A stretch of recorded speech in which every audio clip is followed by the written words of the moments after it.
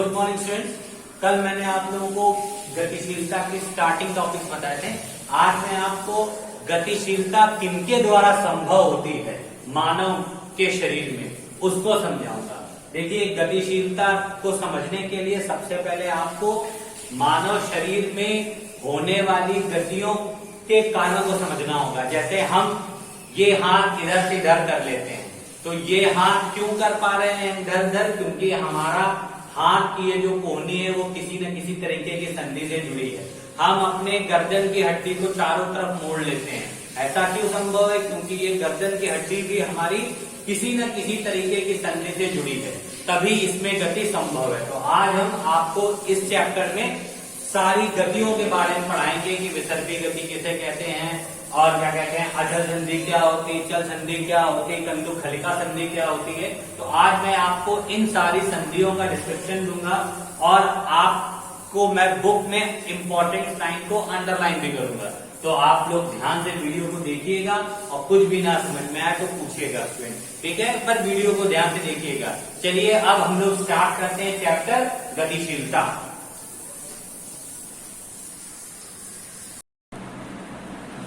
देखिए स्टूडेंट, कल गतिशीलता में मैंने आपको गति के बारे में बताया था। जो सजीव गति करते हैं उनकी गति किस प्रकार होती है। आज मैं आपको आगे समझाने जा रहा हूं कि गतियां संभव किसके द्वारा होती हैं। तो गतियां जो संभव होती है मानव शरीर में, तो वो होती हैं संधियों के द्वारा। किसके द्वारा? जॉइंट्स यानी संधियों के द्वारा। देखिए, संधि क्या होती है? हमारा शरीर अस्थियों, उपास्थियों, मेरुदंड, पसलियों तथा श्रोणि मेखला आदि से बना होता है। अस्थि क्या होता है? अस्थि होती है शरीर की बड़ी हड्डियां। उपास्थि क्या होती है? बड़ी हड्डियों को छोटी सतह पर जोड़ने वाली हड्डी को हम लोग उपास्थि बोलते हैं। मेरुदंड क्या होता है? इसको हम लोग रीढ़ की हड्डी यानी स्पाइनल कॉर्ड बोलते हैं। पसलियां क्या होती? जो हमारी छाती की हड्डी जो एक ओवल शेप में होती, वो हमारी होती पसलियां आदि से बना होता है। अर्थात हमारा शरीर एक हड्डियों का ढांचा है। हमारे शरीर में 206 हड्डियां होती हैं जो मिलकर एक ढांचा बनाती हैं, ठीक है? जिस स्थान पे ये हड्डी जुड़ती है उसे संधि कहते हैं। यानी जिस स्थान पर हड्डी जुड़ती है उसे हम क्या बोलते हैं? उसे हम संधि कहते हैं। आपसे कोई पूछेगा संधि क्या होती है, संधि क्या बताओगे? वह स्थान जहां हड्डियां परस्पर जुड़ती हैं उन्हें हम क्या कहते हैं? संधि कहते हैं। अब संधि कितने प्रकार की होती? सबसे पहली संधि होती कंदुक खलिका संधि। तो इसको हिंदी की बजाय इंग्लिश में ज्यादा अच्छी तरीके समझ लेंगे आप लोग। बॉल एंड सॉकेट जॉइंट, ठीक है? बॉल क्या होता है? एक गोलाकार शेप होता है, ठीक है? और सॉकेट क्या होता है कि कोई भी ऐसी चीज जिसके अंदर कोई चीज फिट हो जाए उसे हम लोग सॉकेट बोलते हैं। जैसे आप लोग देखते होंगे इलेक्ट्रिसिटी जब अपने यहाँ वायरिंग आयरिंग की जाती है तो हम लोग सॉकेट लाते हैं। सॉकेट का काम क्या होता है? प्लग को अपने अंदर फिट कर देना, ठीक है? अब बॉल एंड सॉकेट जॉइंट में हम लोग जानते हैं इस तरह की संधि गेंदनुमा हड्डियों की गुहिका में घूमती है। मतलब इस तरीके की संधि वहां पाई जाती है जहां एक गड्ढा होता है, गड्ढे के अंदर एक गेंदनुमा यानी बॉल टाइप की संधि होती है जो फिट होती है। इस गेंदनुमा हड्डी का एक भाग गोल होता है तथा दूसरा कटोरी नुमा हड्डी में घूमता रहता है। इसका एक भाग गोल होता है, मतलब गोल का मतलब क्या हुआ?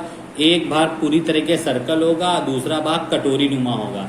जैसे हम लोगों ने क्या कहते हैं, आपके पास ड्रम स्टिक होती है, ड्रम स्टिक जिससे ड्रम बजाते हैं। एक ड्रम स्टिक लीजिए, वो होती है गोल, और इसके बाद घर में एक कटोरी लीजिए, कटोरी को ड्रम स्टिक के अंदर घुमाइए तो इस टाइप की हड्डी होती है। क्योंकि ये हड्डी गोल इसलिए होती है जिससे ये चारों दिशाओं में घूम सके।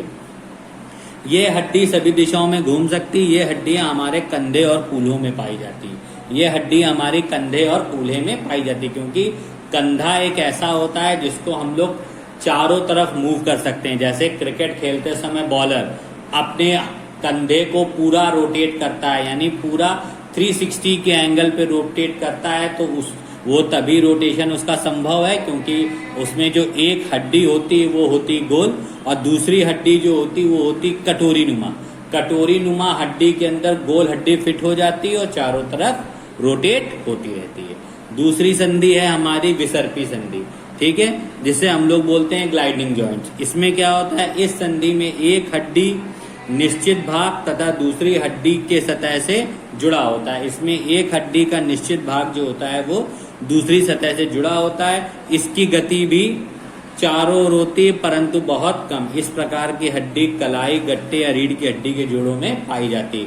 आप अपनी कलाई को भी देखिएगा, हर तरफ रोटेट कर सकते हैं पर एक लिमिटेड समय के लिए, यानी बहुत कम इसको पूरा रोटेशन किया जा सकता है, क्योंकि इसीलिए इसको हम लोग कौन संधि बोलते हैं, विसर्पी संधि। इसके बाद अगली संधि होती है हमारी घुराग्र संधि। घुराग्र संधि क्या होती है, ध्यान दीजिएगा। घुराग्र संधि होती है कि इस संधि में एक बेलनाकार वृत्ताकार हड्डी का एक छल्लेदार हड्डी में घूमता है। इसमें एक बेलनाकार या वृत्ताकार हड्डी होती है जो एक छल्लेदार हड्डी में घूमती है, यानी छल्ले में हड्डी फंसी होती है।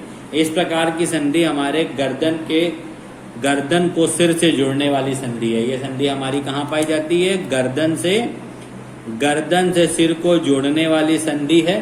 ठीक है, संधि हम सिर के ऊपर, नीचे तथा दाएं बाएं घुमा सकते हैं, क्योंकि ये एक छल्लेदार हड्डी में इसलिए फंसी होती है कि जिससे इस हड्डी को हमेशा एक स्थिर पोजीशन में रहना होता है। अगर छल्लेदार में नहीं रहेगी तो वो इस तरीके से प्रॉपर रोटेट होके अपनी जगह में नहीं आएगी। हम लोग देखिए सारा दिन रोटेट करते रहते हैं, करते वापस अपनी स्थिति में स्टेबल कर देते हैं। इसीलिए इसमें क्या होती है, ये बेलनाकार या वृत्ताकार हड्डी एक छल्लेदार हड्डी में घूमती है। याद रखिएगा, ये किसमें घूमती है, छल्लेदार हड्डी में घूमती है। इसके बाद अगली संधि है हमारी कब्जा संधि। ठीक है, कब्जा संधि क्या होती है, याद रखिए, जैसे कि नाम से ही पता चलता है कि ये संधियां किवाड़ों में कब्जों के समान कार्य करती है। ये संधियां क्या होती हैं, किवाड़ों में होती है, जैसे दरवाजों को पकड़ साथ के रखने के लिए देखिए कब्जे लगे होते हैं। ठीक है, तो कब्जे के समान करती, ये इससे किवाड़ केवल एक ही ओर खुलता है। वैसा ही इस हड्डी का भी कार्य होता है, इसका भी मूवमेंट केवल एक ही ओर होता है। इस प्रकार कब्जा संधि की गति भी किस ओर होती है, केवल एक ही ओर होती है। इसमें दो हड्डियां इस प्रकार जुड़ी होती हैं कि वो केवल एक ही दिशा में घूम पाती हैं। इसमें हड्डियां इस प्रकार जुड़ी होती हैं कि केवल एक ही दिशा में, जैसे घुटना देखिए, आप लोग केवल आगे और पीछे कर सकते हैं, कभी लेफ्ट राइट दाएं बाएं नहीं ले जा सकते हैं। कोहनी को भी हम लोग केवल आगे और पीछे कर सकते हैं। अंगूठे को भी देखिए आगे पीछे कम दाएं बाएं हो सकता है, मतलब इसमें एक ही तरफ का मूवमेंट होता है। उंगलियों के जोड़ में ये संधि पाई जाती है। इसके बाद अगली संधि है हमारी अचल संधि। अचल संधि क्या होती है कि इस संधि में हड्डियों के बीच गति नहीं पाई जाती। नाम से ही पता चलता है कि अचल संधि, मतलब ये चल नहीं रही। तो इन संधि में हड्डियों के बीच गति नहीं होती और ये किसी प्रकार